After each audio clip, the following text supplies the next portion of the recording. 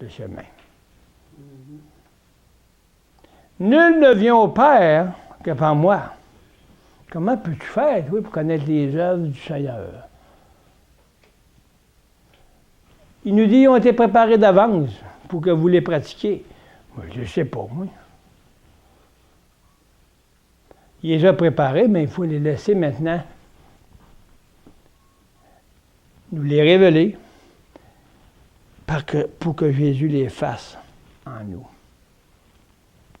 C'est pour ça que Paul nous parle. Il dit, il savait qu'il y avait des bien plus grandes choses à faire dans la vie éternelle, dans la vie de Jésus. Donc, ils ne se contredisent pas. Jésus dit à moi, puis Paul dit à lui. Oh, on vient à Jésus tout le temps.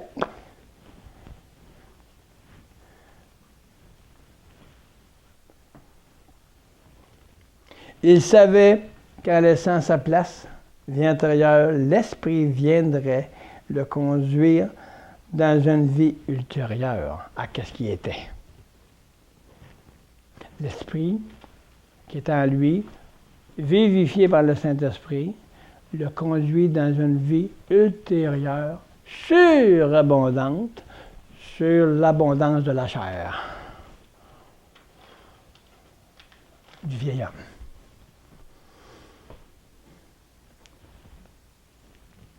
L'Esprit viendrait le conduire dans une vie ultérieure et céleste, celle de Jésus en lui.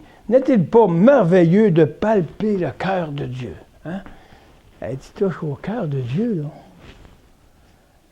par un sentiment de Dieu, un sentiment que tu peux toucher l'amour que le Fils a.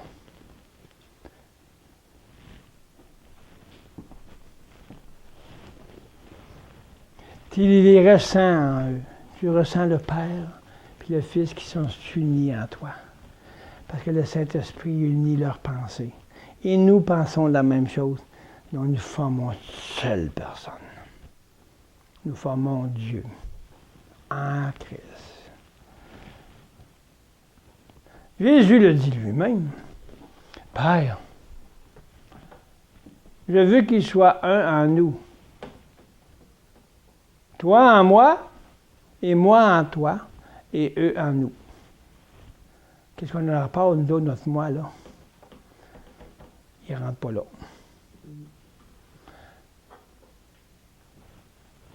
C'est profond de pouvoir ressentir le cœur de Dieu. Ça, c'est sa présence en eux. L'unité que créé toute chose. Ils font un en Christ.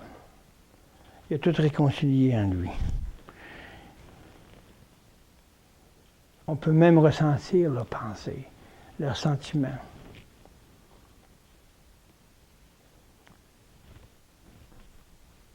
Que même avant la fondation du monde, que c'était tout prévu. Qui nous ramène dans les anciens sentiers qu'il avait prévus pour aujourd'hui pour nous. Mais c'est seulement en Jésus-Christ qu'on va retrouver les sentiers que Dieu avait préparés.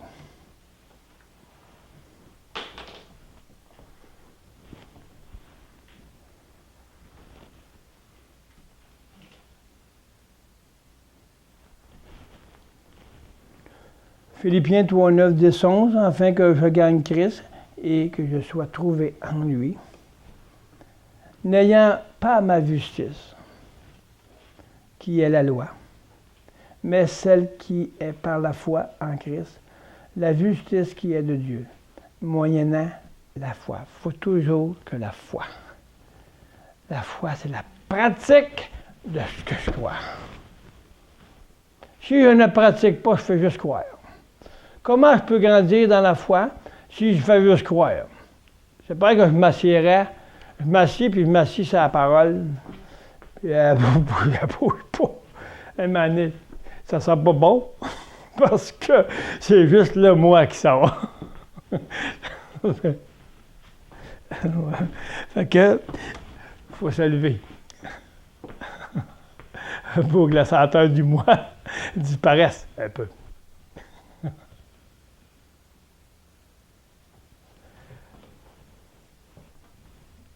La foi, c'est de marcher dans ce que je crois. Pour pas que le vieil homme prenne la place de ce que je crois, parce que ça pue de moi. Ça pue aux yeux de Dieu parce qu'il l'a crucifié. Il n'y a aucune part. Mais la foi sauve de l'âme. Marchez à votre salut. Marchez dans le renouvellement de l'âme. Paul dit, pour le salut de vos âmes. Ça ne touche pas le salut qu'on a reçu premier, le baptême. Là, c'est un autre baptême qui se fait à chaque jour. Donner sa vie, mourir pour vivre. Pour le connaître, lui, et la puissance de sa résurrection, étant rendu conforme à sa mort. Si en quelque manière que ce soit, je puis parvenir à la résurrection d'entre les morts.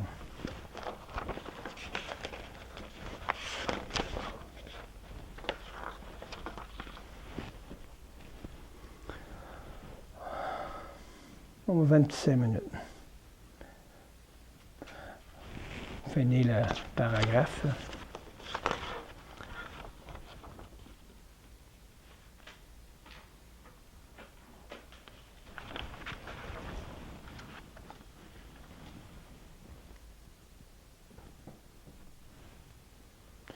Les choses importantes que Paul était d'être délivré pour que son être entier soit uni par Jésus-Christ en Dieu. Ça ici, c'est important, là. D'être délivré pour son être entier soit uni par Jésus-Christ en Dieu. Le seul moyen pour arriver à cette phrase, c'est d'être délivré pour que le Saint-Esprit nous unisse par sa vie à nous, Jésus, en Dieu, dans le Père, et par le Saint-Esprit. Ici, Paul parlait positivement. J'ai renoncé à moi-même, donc ce n'était plus ses efforts. Portons une attention particulière, que Paul disait, s'il était juste aux yeux de Dieu, c'est parce qu'il avait placé sa confiance en Christ. Nous, on n'est pas juste. C'est Christ en nous qui est le juste. Parce qu'on place notre confiance en Christ, Dieu, le Père, voit la justice. C'est parce qu'il avait placé sa confiance en Christ dans sa délivrance. La justice donnée par Dieu est née de la foi. Bon, elle est née de la foi parce que la foi de Dieu, la foi de Christ, la foi pratique, c'est de pratiquer pour qu'elle naisse. Regardez ça ici. La foi pratique, c'est donner notre vie pour que la foi naisse. De qu'est-ce que je crois? La foi naît. Elle prend une naissance nouvelle, récréée dans la naissance de Jésus en nous. Donc, la naissance est d'être renouvelée de chaque chose qui doit être renouvelée, qui passe par la mort et naît de nouveau.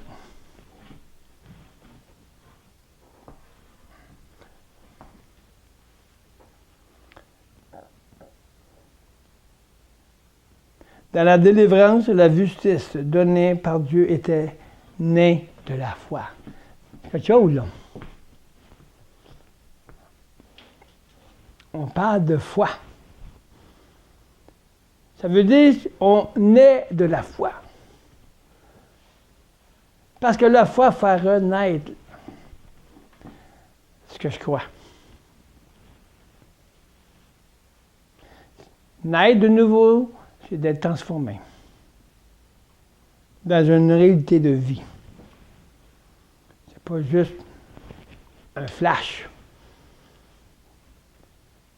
C'est une naissance nouvelle de notre vieille nature à la nature de Dieu. L'exercice de votre baptême d'eau. Né de la foi.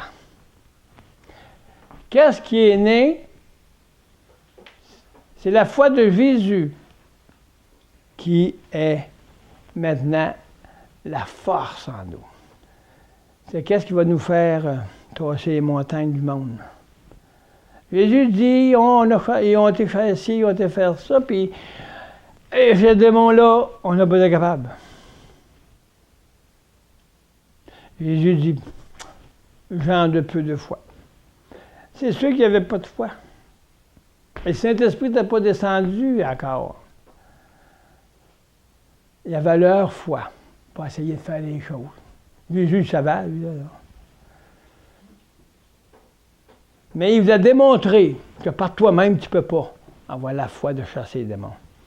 Tu ne peux pas avoir la foi de parler de la parole vivante. Tu n'as pas la foi révélée, c'est une foi morte. C'est une croyance. Né de la foi par la transformation de ce que je crois de mesure, la foi nous avons, c'est de chercher à naître de nouveau dans une réalité où je suis transformé. Et à chaque étape qui se transforme, la foi de Jésus en nous est la puissance qui va chasser les démons. Le grain de sénévé qui dit, ils n'avaient même pas, s'ils auriez ça, vous pourriez dire à cette montagne, là, va-t'en là, dans la mer, puis tu vas en aller.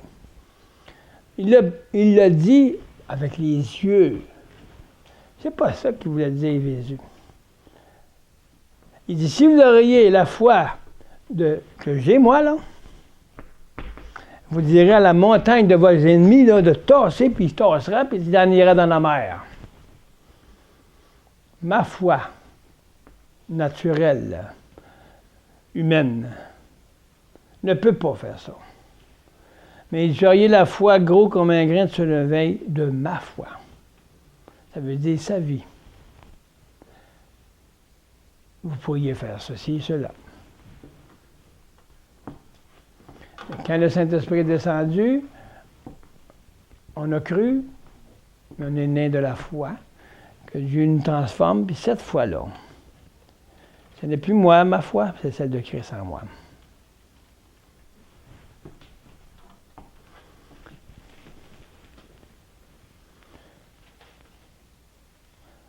Né de la foi, il s'appuyait sur elle.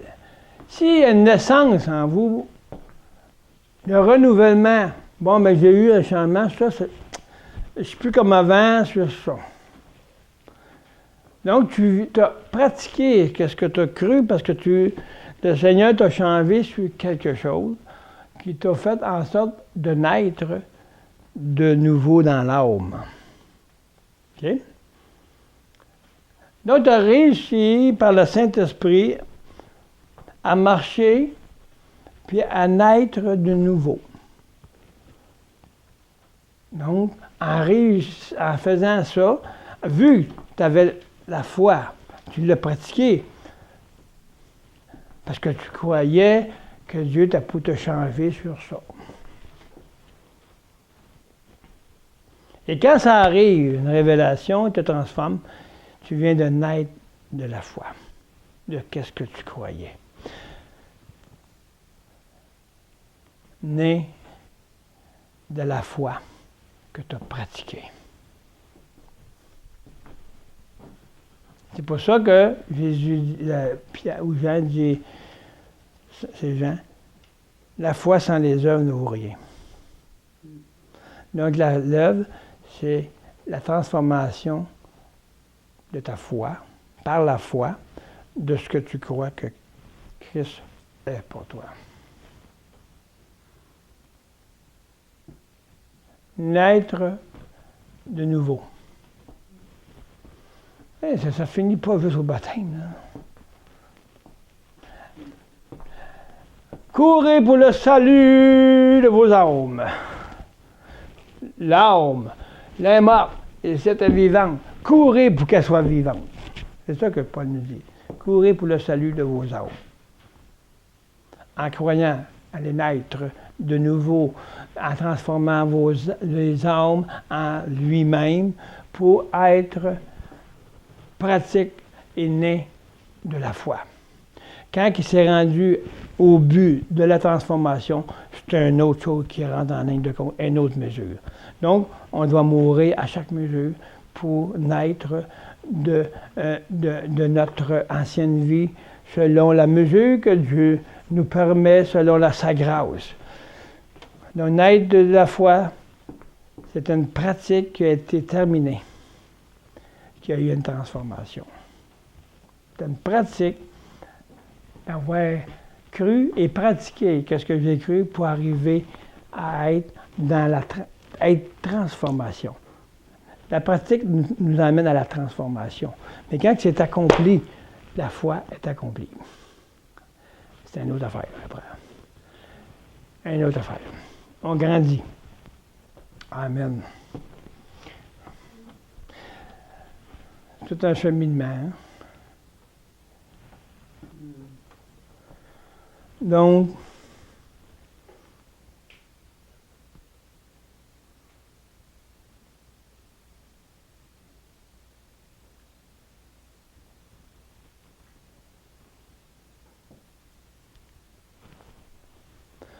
on va achever le paragraphe.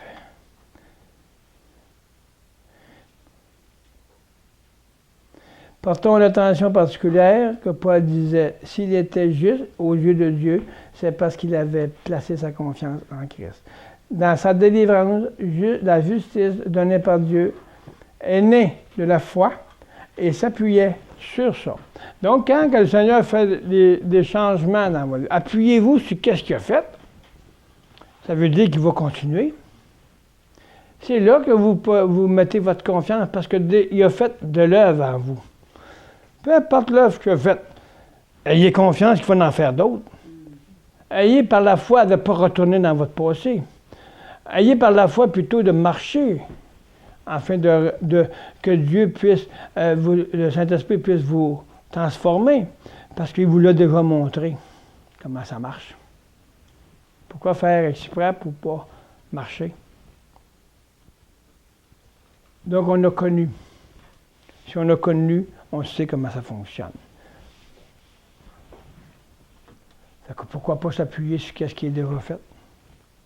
On sait que Dieu m'a transformé sur telle chose, mais je me rappelle qu'il l'a fait comme... il l'a fait de même. C'est ça le problème. On ne sait pas comment que le Saint-Esprit fonctionne. On ne sait pas le mouvement de l'Esprit en nous. Donc, on ne sait pas comment ça se passe. C'est ça le problème du peuple de Dieu. Ils ne savent pas, manque de connaissances. Donc, ils ne peuvent pas revenir. Ah bien, il a fait ça de telle façon. Puis ils vont dire, bien, j'ai tellement aimé ça que je désire qu'il va le faire encore parce que je le crois. Puis, on va marcher en pratiquant pour que ça se refasse encore la même chose, pour qu'il me réveille, pour ressentir les mêmes sentiments qu'il m'a montré quand ça a été cette transformation-là. Donc, on marche en aveugle parce qu'on ne sait pas leur fonctionnement.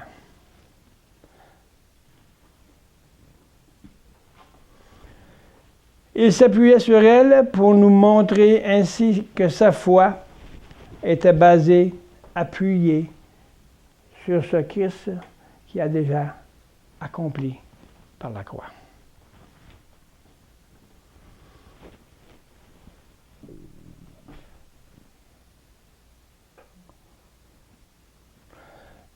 Parce qu'on ne se rappelle pas.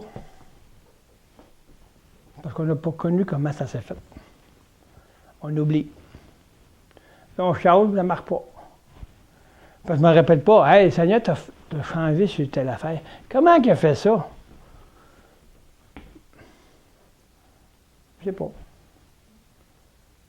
Mais si tu sais, par une révélation,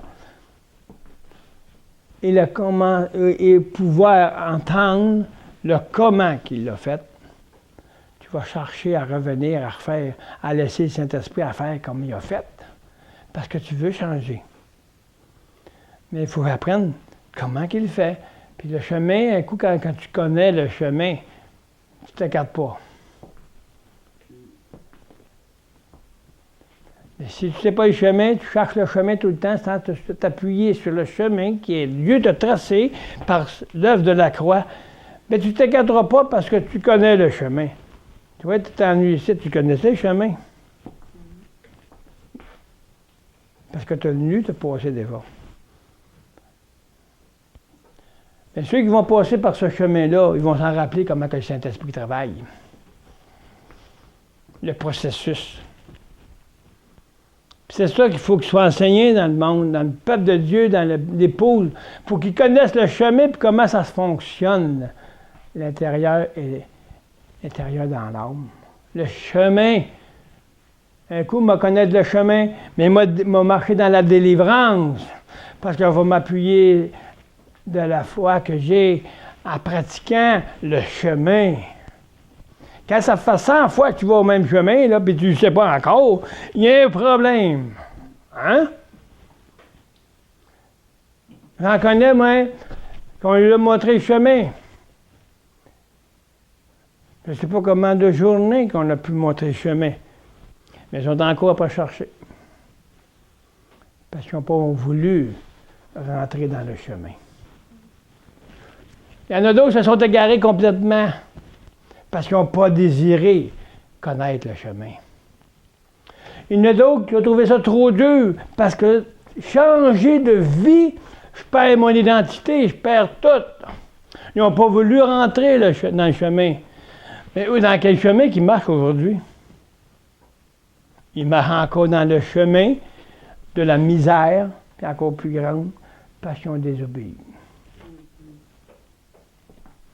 Si vous connaissez le chemin, suivez-le. Vous êtes bénis d'entendre ce chemin-là. Puis c'est ça qui s'en va dans toutes les nations. Puis quand ils vont connaître le chemin, l'ennemi est vaincu.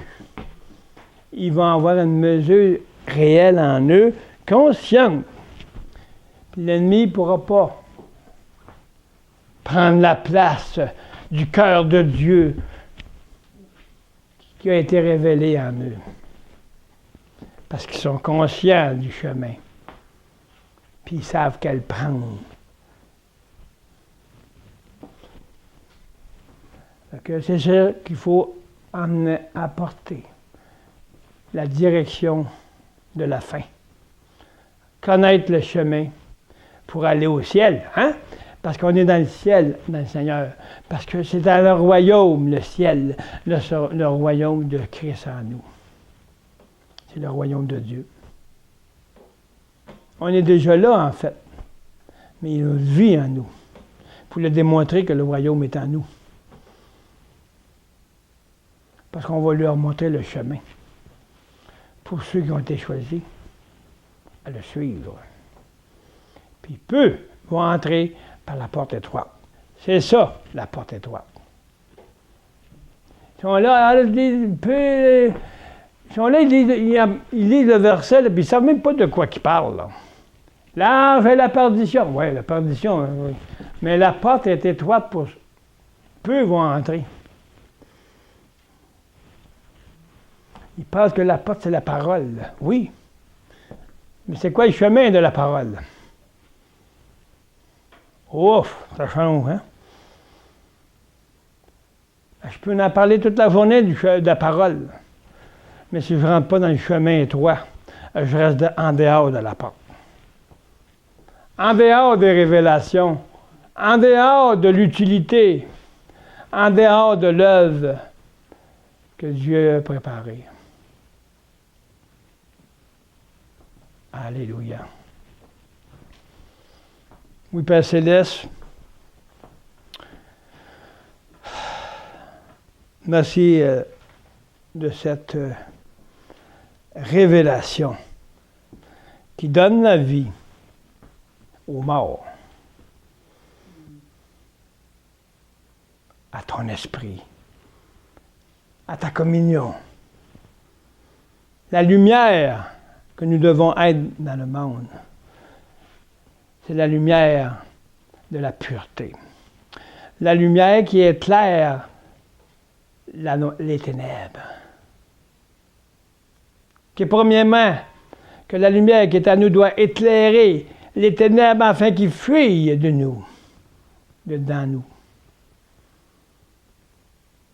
Pour que la lumière brille tellement forte qu'on a la misère, qu'on ne peut même pas la regarder avec nos yeux charnels.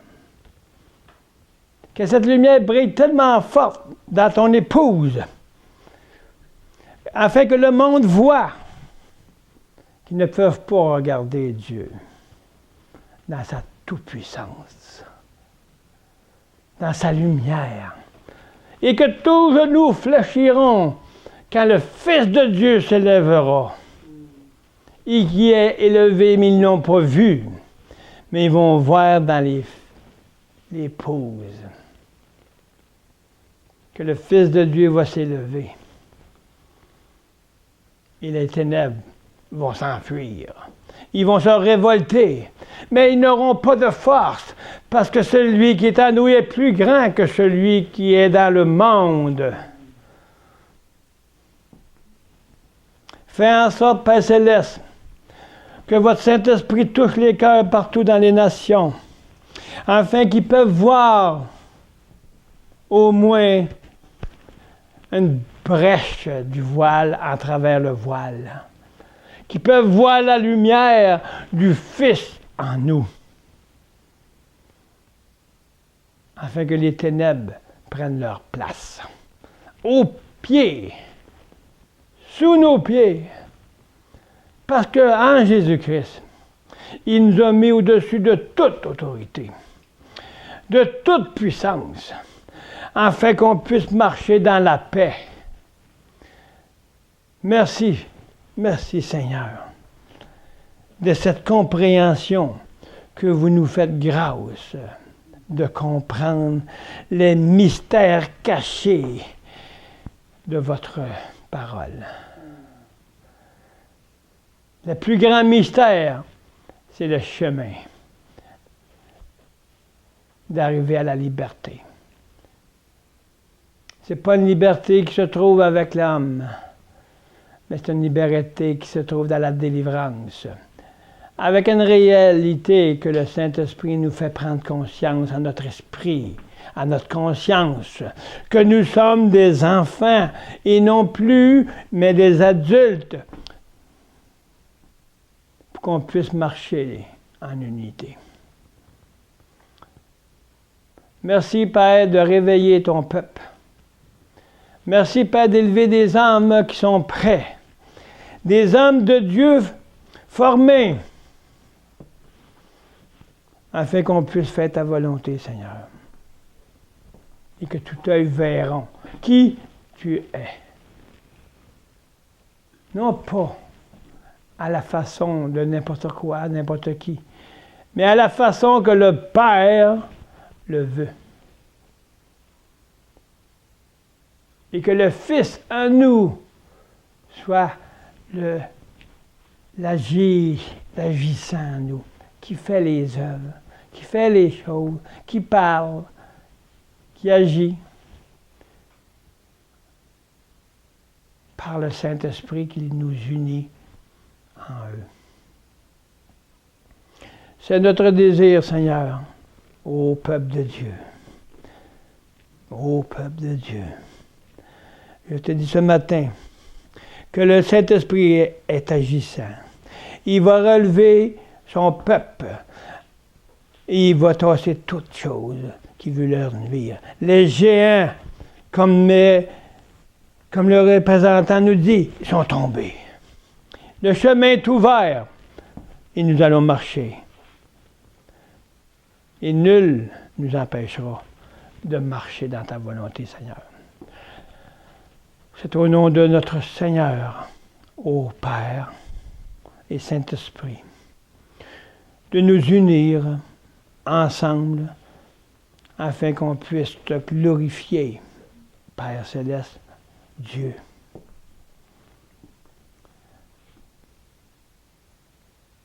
Et entendre le son du dernier son de la trompette. Viens et pose. Parce que nous l'attendons dans le Fils. Pour attendre quelque chose, il faut le connaître. C'est bien beau attendre le Fils, mais c'est qui ça? C'est pas juste une parole. C'est une réalité d'attendre quelqu'un. Mais en attendant, attendons à ce que le Saint-Esprit fasse venir et ait révélé Jésus à nous. Donc on va savoir qui qu'on attend. Notre Seigneur. Merci Saint-Esprit de nous guider, de nous éclairer dans cette vie nouvelle. Amen.